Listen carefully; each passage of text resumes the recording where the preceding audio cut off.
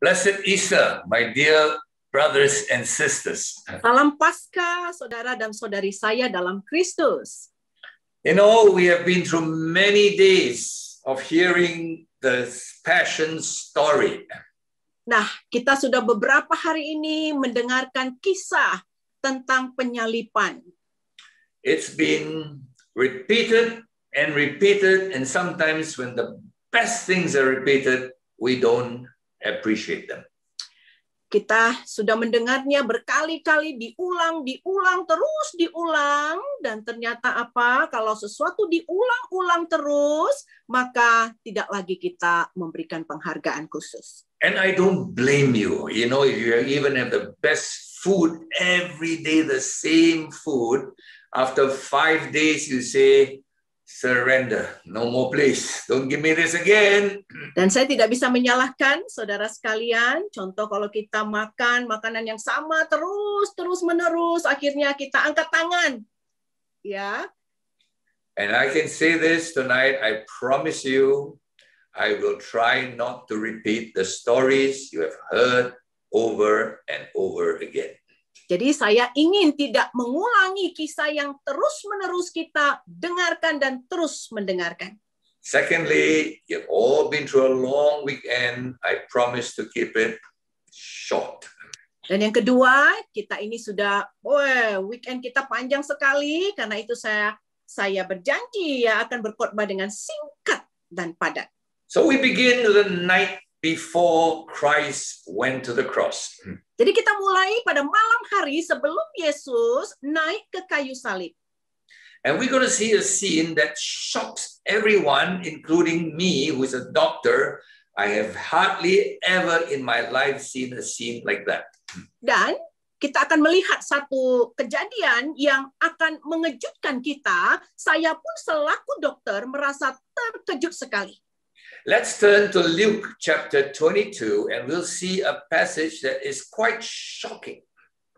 Nah, mari kita buka buku Lukas pasal yang ke-22. And Harry, can we have the slides, please? First slide, please. Luke 22. All right, we'll have Ibu Roska to read this. Ya, saya akan bacakan. Kemudian ia menjauhkan diri dari mereka kira-kira sepelempar batu jaraknya. Lalu ia berlutut dan berdoa katanya, "Ya Bapakku, jikalau engkau mau, ambillah cawan ini daripadaku. Tetapi bukanlah kehendakku, melainkan kehendak-Mu-lah yang terjadi." Maka seorang malaikat dari langit menampakkan diri kepadanya untuk memberi kekuatan kepadanya. Ia sangat ketakutan dan makin bersungguh-sungguh berdoa.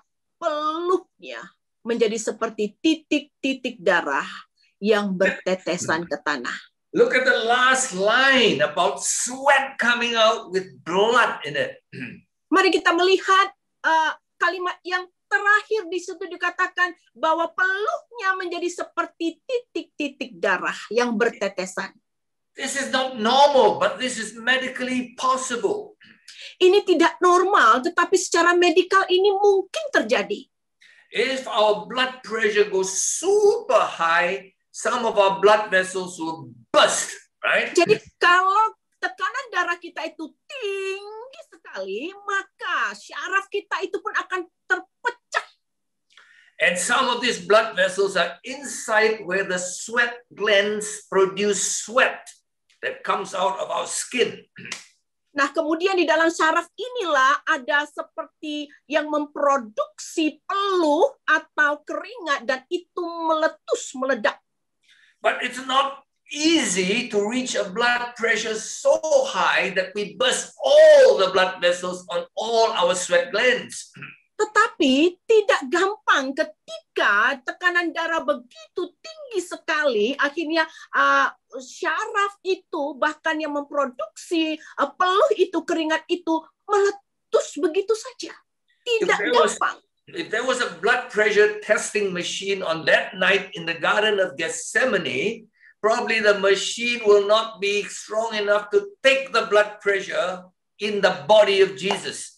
Kalau seandainya malam itu ada alat pengukur tensi, maka alat pengukur tensi itu tidak akan sanggup menggapai kepada tingginya tensi Yesus pada saat itu. Why did Jesus' blood pressure go up so high? Kenapa tekanan darah Yesus itu begitu tinggi sekali? Because that says in verse 2, he saw a cup. Look at verse 2. He saw a cup.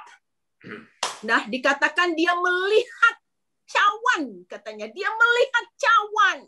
Ayat ke-42. You and I will say, what's shocking about seeing a cup? But the size of this cup was probably the size of the world. Nah, apa rupanya hebatnya dengan cup itu ya? Cawan itu. Tapi mungkin ukuran cawan itu sebesar dunia ini. What was in that cup?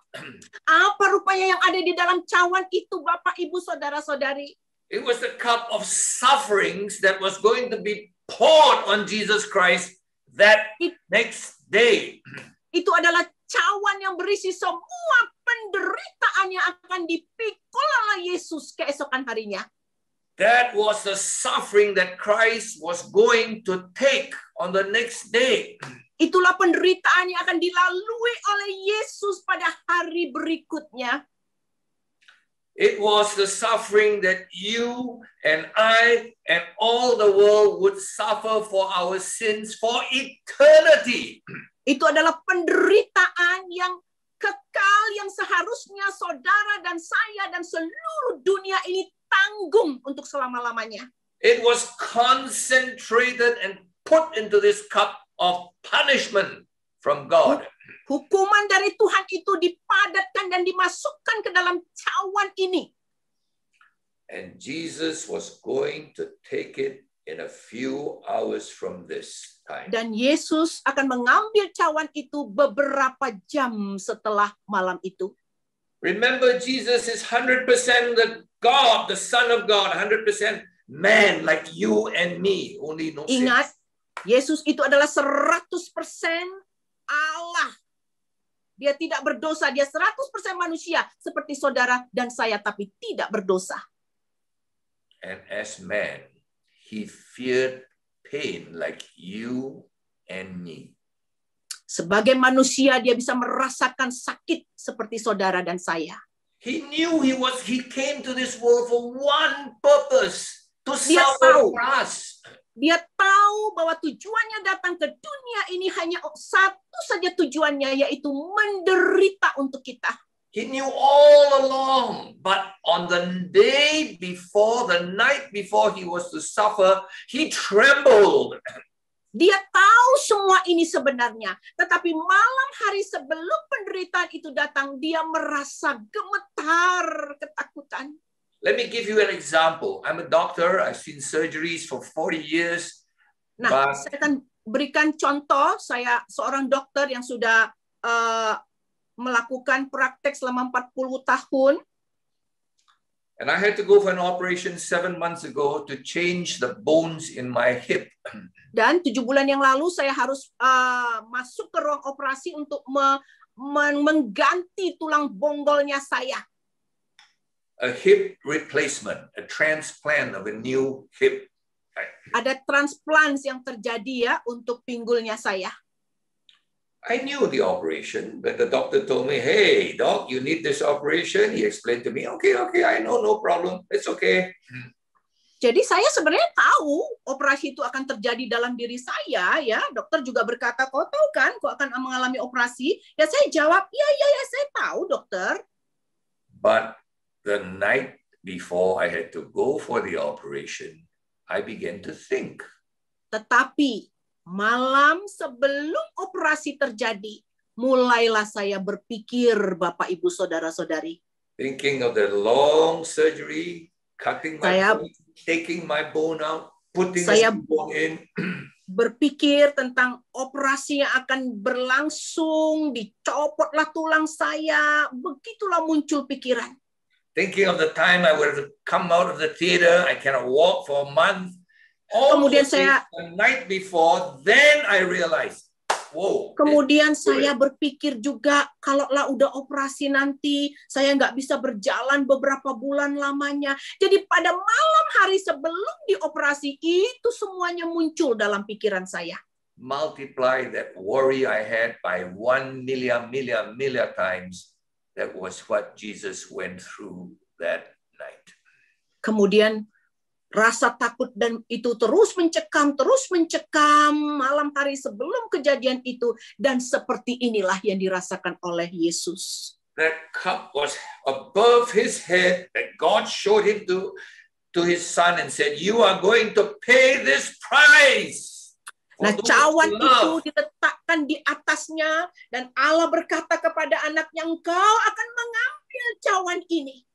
And as he looked at the size of that cup and the suffering in it, he trembled like a man like you and me. Jadi ketika dia melihat cawan itu dan melihat apa yang ada di dalam cawan itu, dia mulai ketakutan, dia mulai gemetaran seperti saudara dan saya, layaknya manusia. In verse 43, it said that angels had to come and support him. Dan bahkan ayat 43 mengatakan malaikat harus datang untuk memberikan kekuatan kepadanya. So picture this scene now.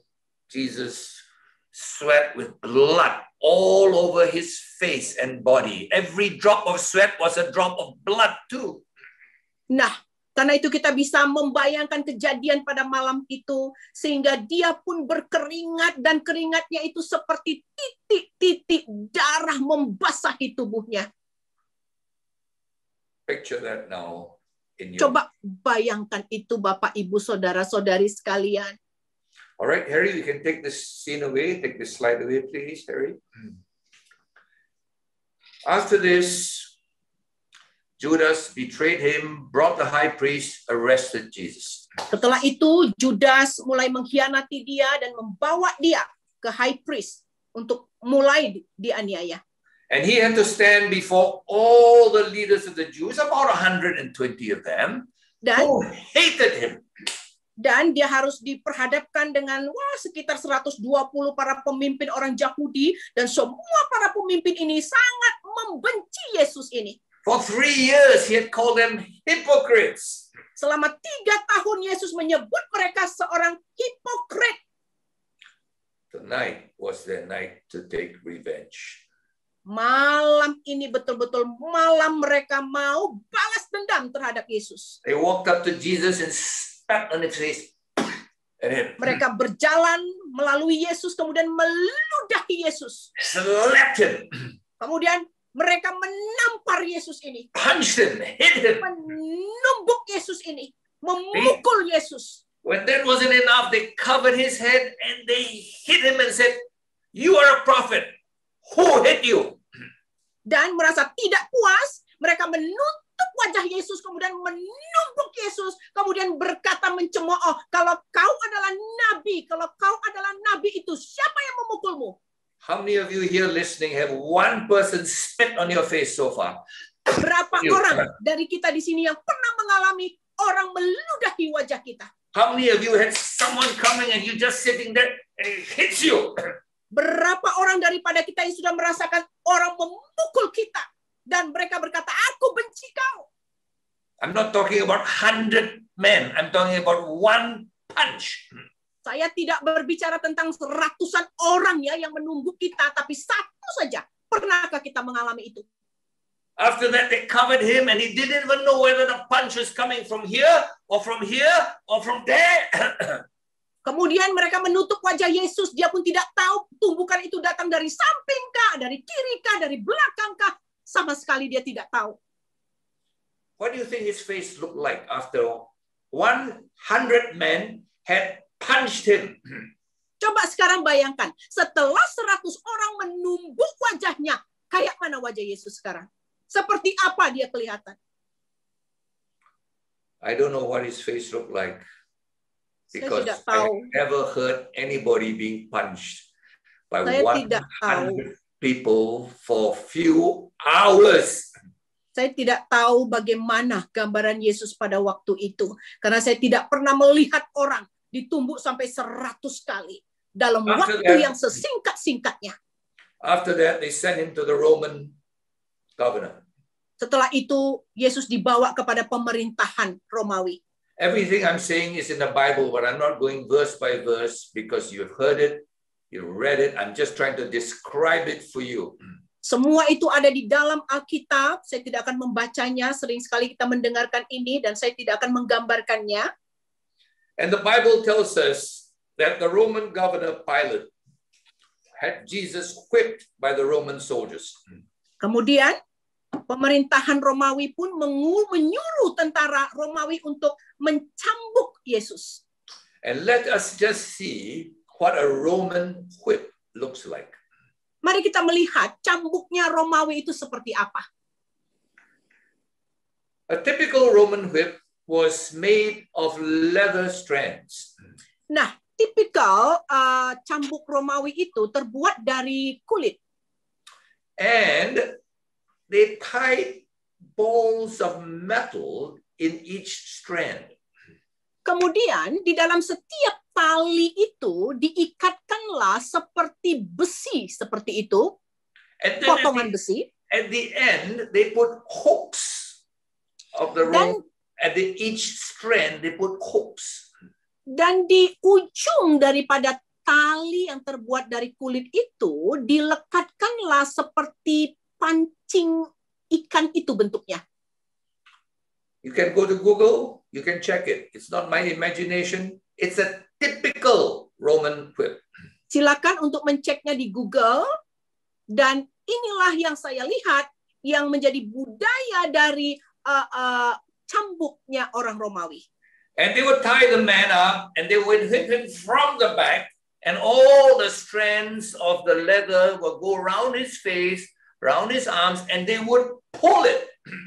Kemudian cambuk itu akan dipukulkan kepada tubuhnya Yesus, dan cambuk itu akan melilit badannya mungkin, tangannya mungkin, kemudian ditarik seperti itu. Imagine there were fish hooks everywhere, some stuck in the ear, some stuck in his eye, some stuck in his nose, his lip, and they just pull.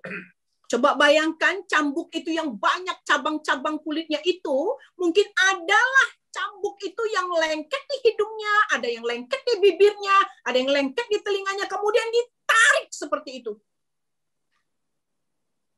After that, at least 39 times they did that. Paling tidak 39 kali mereka melakukan ini. And after that, they put a crown of thorns on his head. They took a stick and beat his head. Setelah itu, dia dimahkotai duri, kemudian diambil tongkatnya, kemudian dipukulkan kepalanya. Now I want you to just step back and ask yourself, what do you think Jesus looked like after 120 people punch him, after this thing is pulled 39 times from his face? What do you think he looks like?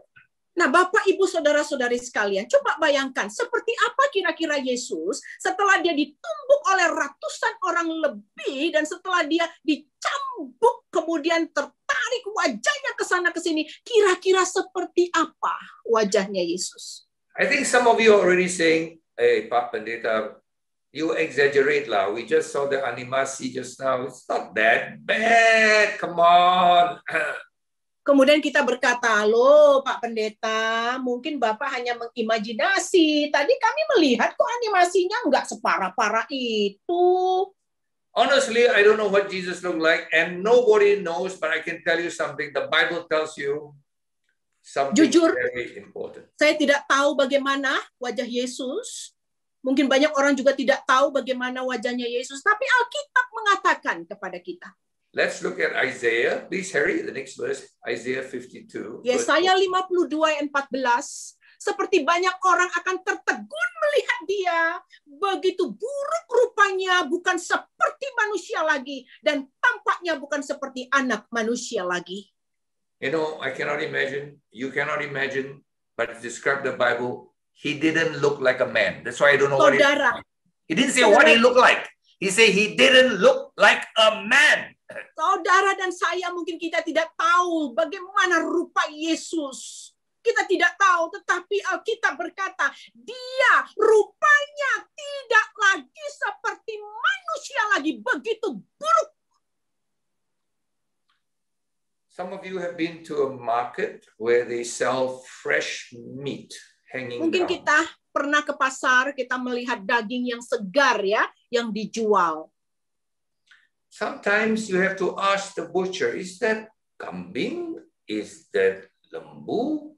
What is that meat? Kadangkala kita harus tanya kepada tukang daging itu, kita bilang ini daging kambing atau daging sapi atau daging apa ini? That is what Jesus looked like on that day. He didn't look like a man. What did he look like? Seperti itulah yang terjadi dengan Yesus. Tidak tahu lagi seperti apa dia, tidak seperti manusia lagi. You and I have seen paintings of Jesus. We have seen movies of Jesus. We've seen cartoons of Jesus. We've seen everything. But let me tell you, there's only one accurate one, the Bible. Kita sudah melihat banyak adegannya Yesus dalam kisah dalam bentuk kartun, dalam kisah dalam bentuk drama dan lain-lain. Tapi apa yang benar? Yang benar adalah apa yang dikatakan oleh Yesus dikatakan oleh Alkitab. No movie director, no artist can draw because what do you draw? Daging? Tidak ada artis yang bisa menggambar. Tidak ada juga juru film yang bisa memproduksikannya. Apa yang mau digambarkan? Tak ada kan?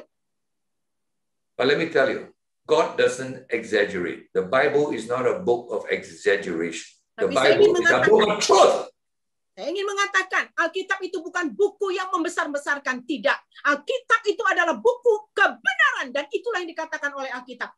And I encourage all of you, go to Isaiah 52, read it, because the next chapter, Isaiah 53, is all about Christ dying for our sins. This is a description of the one who died for you.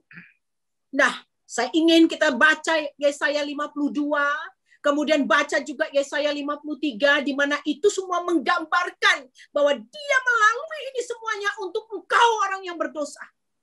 And you know, it's this thing full of blood and he's trying to carry the cross. He cannot carry it. And so somebody carries the cross for him. Tubuhnya penuh dengan darah.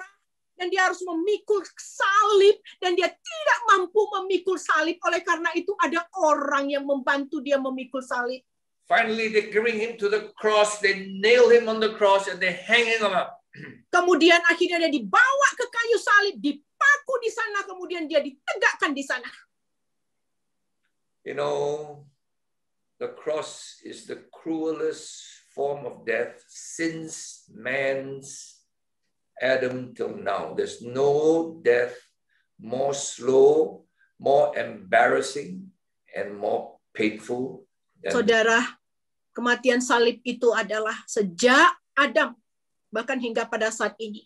Kematian salib itu adalah kematian yang sangat mengerikan, yang sangat hina, yang sangat begitu menderita sekali. And you know, as Jesus hung on the cross from 9 a.m. to 12 o'clock. Dan ketika Yesus bergantung di kayu salib itu, tergantung di kayu salib itu mulai dari jam 9 sampai jam 12 siang. People were shouting at him, if you are the Son of God. You know, they didn't even believe this is the Son of God. It looks like daging. Dan kemudian orang-orang melihat, kalau engkau benar-benar anak Allah. Wow, sebenarnya mereka tidak melihat apa-apa. Mereka hanya melihat daging yang berantakan. You say you're the king of the Jews. Don't malu us. We are Jews. What kind of king is this? Kau bilang kau adalah raja orang Yahudi. Tolong jangan permalukan kami orang Yahudi. And they said, if you are truly the Son of God, come down from the cross and prove it. Kemudian mereka berteriak, kalau benar-benar kau adalah anak Allah, turun kau dan buktikanlah. They didn't know the very reason he went to the cross is because he's the Son of God. Mereka tidak tahu bahwa alasan kenapa dia ada di kayu salib itu adalah karena dia adalah anak Allah. That was his mission. That was his goal. Itulah misinya. Itulah goalnya, yaitu pergi ke kayu salib. And they said, come down. Are they fools? He came Kemudian mereka berkata, turunlah. Bodoh sekali mereka, turunlah. Padahal itulah tujuan Yesus datang. As they shouted in it for 3 hours. Dan mereka berteriak terus selama 3 jam. And then let's see the next verse, please, Harry. Kemudian kita melihat ayat berikutnya. Please read it, Ibu. Lukas 23 ayat 44. Ketika itu hari sudah kira-kira jam 12. Lalu kegelapan meliputi seluruh daerah itu sampai jam 3. Just imagine you were there and everybody shouting, King of the Jews, don't malu us lah. Come down lah. Bayangkan kalau kita ada di antara orang-orang banyak itu yang berteriak, turun kau, jangan kau permalukan kami. Bayangkan itu. And then suddenly it gets dark. Tiba-tiba gelap gulita datang. Jam 12 is when the sun is the brightest on at any time. The brightest is jam 12. Jam 12 siang itu Bapak Ibu Saudara-saudari, itu adalah waktu yang harusnya puncak daripada terang benderangnya dunia. Does the sun go off like that? Sometimes there's eclipse of the sun for a few minutes. But for the next 3 hours, the sun went out. Apakah matahari begitu saja dia tertutup atau ditutupi oleh awan-awan? Benar, 3 jam pertama matahari itu begitu terang, tetapi setelah 3 jam berikutnya, tiba-tiba mati. Those people who were shouting suddenly trembled. Orang-orang yang tadinya teriak-teriak, tiba-tiba gemetar. Because obviously God was angry.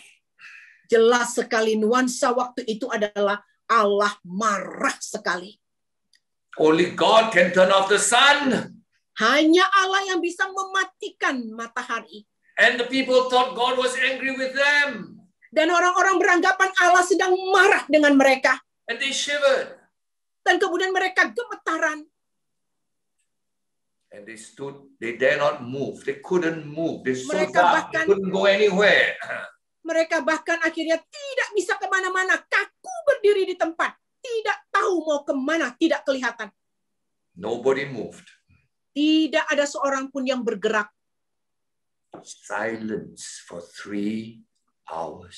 Suasana begitu teduh, tenang selama 3 jam. The people, thousands and thousands were shivering and saying, what's God going to do to us? Beribu-ribu orang mulai gemetaran. Akhirnya mereka berkata, apa yang akan Tuhan lakukan kepada kita? They didn't realize God was not angry with them. God was angry with the sin, the one who was carrying so many sins. He looked so disgusting with sin, all our sins on him. Mereka tidak tahu kalau Tuhan bukan marah kepada mereka, tetapi marah kepada satu orang yang sedang memikul dosa-dosa dunia ini. Silence for 3 hours, and then suddenly at the end of 3 hours, they hear this cry. Next verse, please, Harry. Setelah 3 jam ya, tenang dalam kegelapan. Tiba-tiba setelah itu mereka mendengarkan suara yang nyaring. Eli, Eli, lama sabachthani. Everybody, Allahku, Allahku, mengapa engkau meninggalkan aku? everybody said, what's happening? Orang-orang kaget, apa yang sedang terjadi ya? Why is he shouting? Nobody's touching him. We have not moved. Kenapa dia berteriak? Nggak ada orang yang menyentuh dia. Kami pun tidak bisa bergerak. Why is it when they nailed him to the cross, he didn't even say, ow, he didn't know suara. Kenapa? Bahkan waktu tangannya dipaku, tak ada suara sedikit pun yang keluar. When they whipped him, he didn't say, ow, ow. Not Ketika mereka mencambuk Yesus, Yesus sama sekali tidak pernah berteriak, aduh. Why is he shouting now? Nobody's doing anything to him. Kenapa sekarang dia berteriak? Nggak ada orang melakukan apapun terhadap dia. What's happening? Apa yang terjadi? What mystery is this? Misterius apa ini yang sedang terjadi? Why is he shouting now? When he was nailed, he doesn't shout. What's Kenapa dia happening? berteriak sekarang? Waktu dipaku, kenapa dia tidak berteriak? Bukankah itu sakit? The answer is very simple. Let's turn to Ratapan chapter 1. Next verse, please. Jawabannya begitu sederhana. Di Ratapan 1 ayat 12 dan 13, acuh tak acukah kamu sekalian yang berlalu, pandanglah dan lihatlah, apakah ada kesedihan seperti kesedihan yang ditimpakan Tuhan kepadaku, untuk membuat aku merana tak kalah murkanya, menyala-nyala. Dari atas dikirimnya api masuk ke dalam tulang-tulangku, dihamparnya jaring di muka kakiku, didesaknya aku mundur, aku dibuatnya terkejut, kesakitan sepanjang hari. Look at verse 13. Dari atas dikirimnya api masuk ke dalam tulangku. Dari atas dikirimnya api masuk ke dalam tulang-tulangku di ayat 13. What's happening? Apa rupanya yang terjadi? Why is God? Atas is God. Who else is up there? Why is Kenapa? my God, why are you forsaken me? Why is he doing that? Kenapa dari atas? Kenapa Allah? Hanya Allah yang tinggal di atas. Kenapa setelah Yesus berteriak, Allahku, Allahku, kenapa kau tinggalkan aku? The Father, the Son, the Holy Spirit, the Holy Trinity have been always in the wonderful relationship. Why on this day is God the Father sending fire into his bones? Allah Bapa, Allah Anak, Allah Roh Kudus biasanya menjadi satu kesatuan yang begitu indah sekali. Tetapi kenapa di salib itu dia berteriak Allahku? Because on this day, God the Father had to turn his face from his Son because his Son looks like nothing but sin. Allah Bapa pada waktu itu harus memalingkan wajahnya karena dia melihat Allah Anak pada waktu itu begitu berdosa dan jelek rupanya. Not his sin, Bukan dosanya Bapak Ibu, but our sins, all the sins of man tapi dosa kita, semua dosa manusia. on one person, one sacrifice. Di dalam satu orang, di dalam satu korban. I hope you understand why God had to send api ke dalam tulang of Yesus. I hope you understand that. Saya berharap kita semua mengerti kenapa Tuhan mengirimkan api masuk ke dalam tulang-tulangnya. Because that's what happens in hell. Let's look at Markus, please. Next verse. Karena itulah yang akan terjadi di neraka. Seperti kata Markus 9 ayat 43. Dan jika tanganmu menyesatkan engkau, penggalah. Karena lebih baik engkau masuk ke dalam hidup dengan tangan kudung. Daripada dengan utuh kedua tanganmu dibuang ke dalam neraka. Ke dalam api yang tak terpadamkan. You know, Christians never want to think about hell. Sorry, not so good. Christians don't like to think about hell. Orang Kristen tidak suka berpikir tentang neraka. Preachers don't like to preach about hell. Para pembicara-pembicara pun, pemberita-pemberita pun tidak suka berbicara tentang neraka. Most Christians have no idea what hell is. Kebanyakan orang Kristen tidak punya ide seperti apa neraka itu. But I give you a verse that tells you what neraka is like. Saya berikan ayat yang bisa menggambarkan kepada kita di dalam firman Tuhan seperti apa neraka itu. What is neraka? A place where fire never ends, never Apa itu? stops.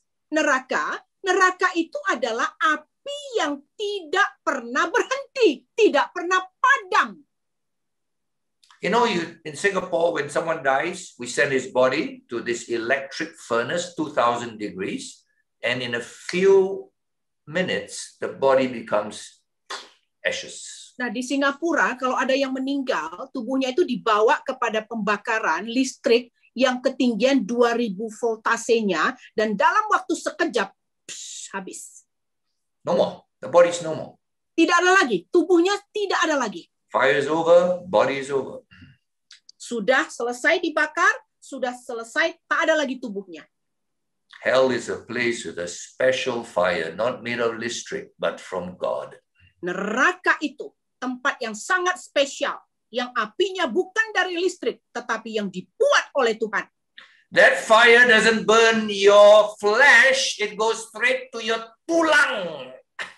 Api itu tidak membakar tubuhmu, tetapi langsung ke dalam tulang-tulangmu. And your flesh is still there, your mouth is still there, but you feel the fire burning in your bones and you shout, "Ah!" Tubuhmu masih di situ, tapi api itu masuk ke dalam tulang-tulangmu, membakarmu sehingga engkau berteriak, For eternity. untuk selama-lamanya kau akan berteriak. You know something? Hell has two very unique features. It's dark, and it has a fire that never ends. Neraka itu sangat unik sekali ya. Ada dua kriterianya, gelap dan ada api yang tidak padam. What do you think Jesus was doing at this time for 3 hours? Kira-kira apa yang sedang dilalui oleh Tuhan Yesus 3 jam ini dalam kegelapan? The book of Matthew says it was dark. Buku Matius berkata, gelap, gulita.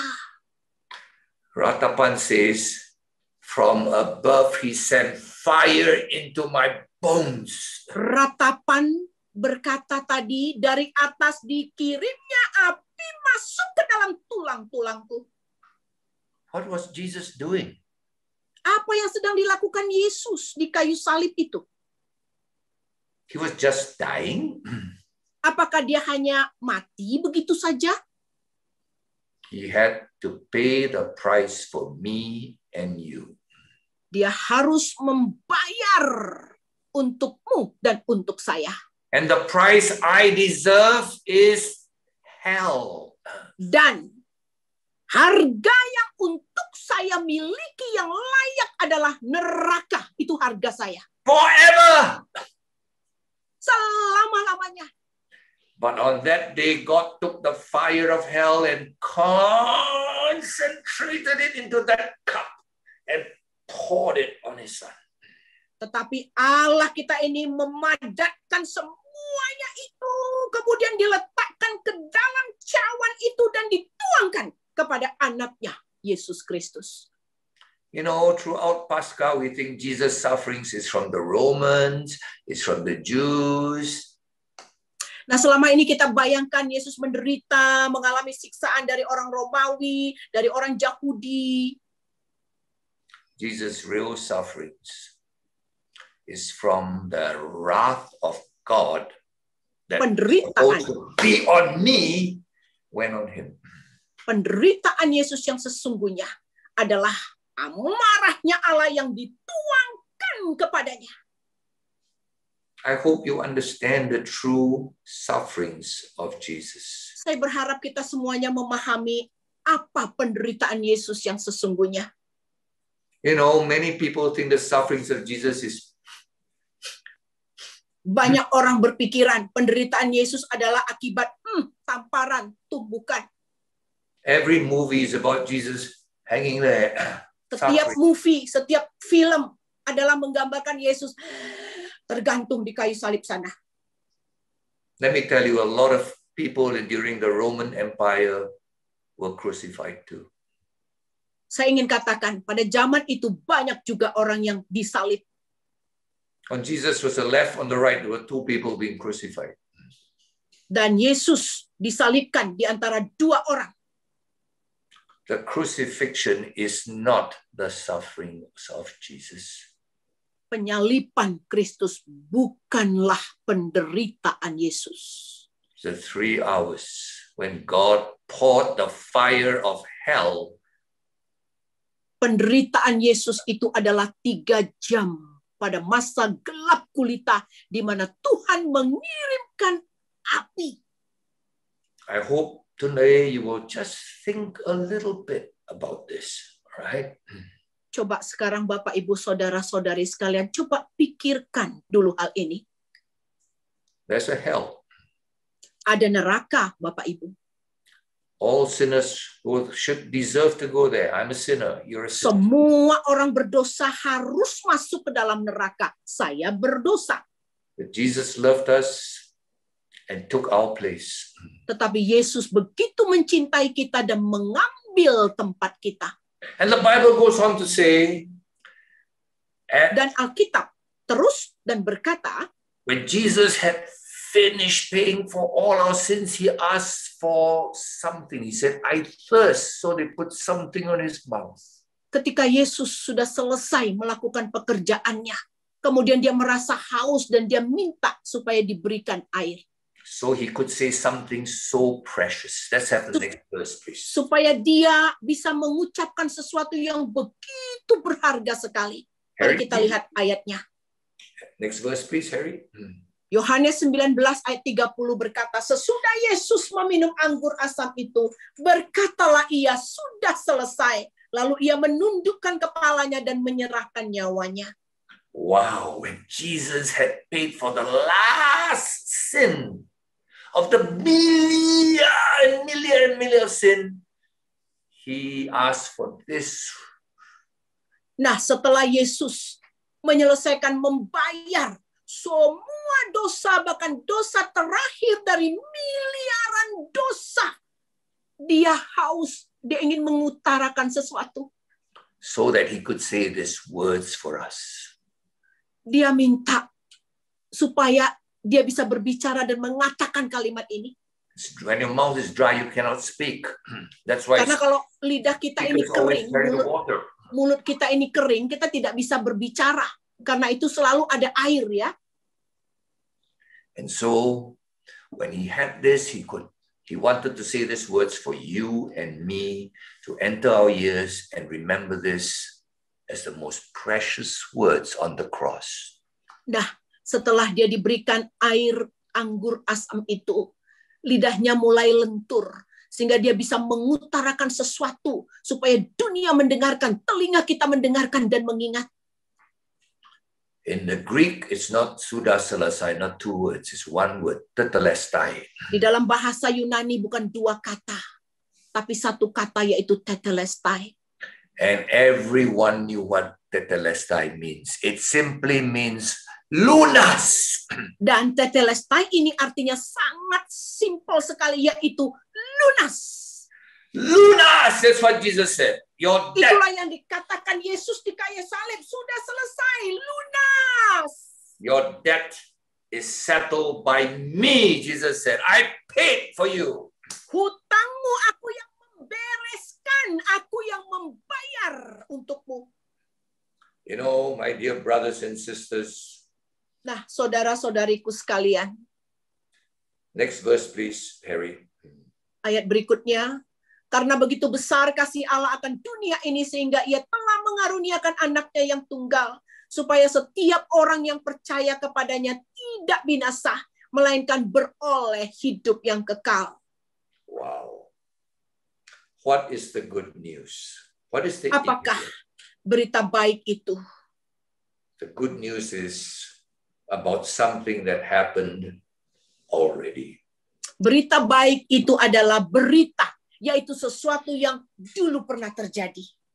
2,000 years ago. 2,000 tahun yang lalu. Your victory was won at the cross. Kemenanganmu, kemenangan kita semua dimenangkan di kayu salib itu.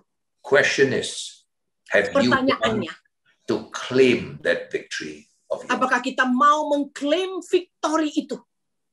Because it says supaya setiap orang that percaya this. Karena dikatakan setiap orang yang percaya. Don't tell me, Pa, I heard this, I tahu. I'm not asking you tahu. Even Satan tahu. Oh, saya tahu lah ini, Pak. Janganlah bilang lagi, saya udah tahu. Jangan bilang, saya tidak pernah bertanya apakah kau tahu. Setan pun tahu. Have you personally received Jesus as your Savior? Tetapi Pertanyaannya adalah, apakah engkau pernah menerima Yesus ini sebagai Tuhan, Juru Penyelamat jiwamu secara pribadi? I'm not asking you what's on your KTP. I'm not asking you you're baptized. I'm asking you one question. Have you Saya tidak bertanya received apa yang Jesus as your Savior? saya tidak bertanya apa yang tertera di KTP-mu. Saya tidak bertanya apakah engkau sudah dibaptis. Saya hanya bertanya apakah engkau sudah pernah menerima Kristus itu. Today, if you would say, I'm not sure, Bob, I hope right now, right Malam where ini. you are, right where the Zoom is going on, you just settle with God. Malam ini, kalau kita masih ragu-ragu atau kalau kita masih belum yakin, malam ini di ruangan Zoom masing-masing kita, selesaikan ini di hadapan Tuhan. Just between you and God, say, God, I'm a sinner. I repent of my sins and I receive you, our Son, Jesus, as my personal Savior. Lakukan ini secara pribadi. Engkau dan Allah. Katakan kepada Allah, aku orang berdosa Tuhan. Aku orang berdosa. Aku bertobat Tuhan. Aku menerima Engkau Tuhan sebagai Tuhan dan Juru Selamatku. If you do that tonight, you can say, sudah selesai. Kalau saudara sekalian sudah melakukan itu, maka saudara bisa berkata, tetelestai, sudah selesai. You can say death is destroyed. Kita bisa berkata kematian sudah dihancurkan. You have life eternal. Engkau memiliki hidup yang kekal. Your body may die of COVID, but the moment you take your last breath from whatever sickness or what old age, you take your last breath and your spirit will soar up to God and say, Hallelujah. Tubuh saudara bisa mati karena COVID, atau karena masa tua, atau karena hal yang lain, sakit penyakit. Tetapi ketika nafas kita berakhir di dunia ini, maka nafas berikutnya adalah di surga. Dan kita bisa berkata, Haleluya. Because you have everlasting life. Karena engkau memiliki hidup yang kekal. Death is destroyed for all who believe in Jesus. Kematian hancur bagi mereka yang percaya kepada Kristus. I hope you all can say this. Hallelujah. Saya Death, berharap, I will never taste death. saya berharap kita bisa berkata, Haleluya, saya tidak akan pernah berhadapan dengan kematian. I take my last breath on this earth. I take my next breath. Saya menghembuskan nafas saya yang terakhir di dunia ini. Dan nafas saya berikutnya ada di surga. Can you say that? Bisa tidak kita berkata seperti itu? It's up to you. Semua pilihan adalah di tangan saudara. Supaya setiap orang. Karena dikatakan di sini, supaya setiap orang, tiap-tiap orang.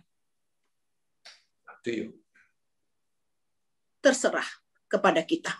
But the price that Jesus paid, you will never imagine. You go to heaven and you will say, thank you, Jesus. I cannot imagine what you suffered.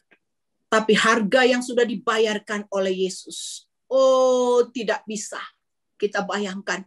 Dan di surga nanti kita hanya bisa berkata, terima kasih Yesus. Thank you Yesus. Mau lihat ya Yesus. Some will say, you mean so easy? Just percaya. Easy for who? Easy for Yesus? Mungkin saudara berkata, wah gampang sekali, percaya aja. Wah enak kali. Gampang sama siapa? Tidak gampang bagi Yesus.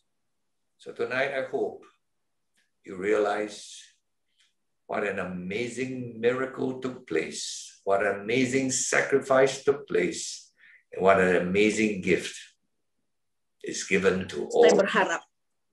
Saya berharap kita bisa memahami betapa indahnya, betapa hebatnya mahalnya yang dibayar oleh Yesus dan betapa indahnya yang diberikan oleh Yesus ini. To all the 200 over people here, I say, blessed Easter. Bagi kita yang ada di Zoom room sekarang ini, saya katakan salam Paskah. Death has been destroyed. Kematian sudah dihancurkan. God bless you. Tuhan memberkati Bapak dan Ibu sekalian. Mari kita berdoa. Can you read, Pak? You pray, please. Bapak Surgawi, kami berterima kasih untuk berita yang luar biasa yang Kau berikan kepada kami lewat firman-Mu. Tercatat di dalam Alkitab, ya Allah. Bagaimana Yesus menderita, bahwa keselamatan kami adalah harga mati nyawa Yesus untuk kami. Kami berterima kasih Bapa untuk pengorbanan Kristus Tuhan bagi kami orang-orang berdosa. Terima kasih untuk keselamatan yang Dia sudah lakukan di kayu salib untuk menggantikan kami. Terpujilah Engkau ya Allah, terpujilah Engkau ya Yesus. Dan malam hari ini Tuhan, biarlah tiap-tiap kami yang ada di Zoom room ini Bapa, tidak menutup Zoom room-nya tanpa memiliki Engkau sebagai Tuhan dan Juru Penyelamat jiwa kami. Bapa, berikan pengampunan kepada kami. Kalau kami berpikiran keselamatan itu adalah kekuatan kami, perbuatan kami, sesungguhnya itu adalah kebohongan. Engkaulah Yesus yang sudah membayar lunas semua hutang dosa kami. Karena itu kami berkata terima kasih Bapa, karena Engkau hidup, maka kami pun akan hidup. Terima kasih untuk firman-Mu ya Allah. Di dalam nama Yesus Kristus kami berdoa. Amin.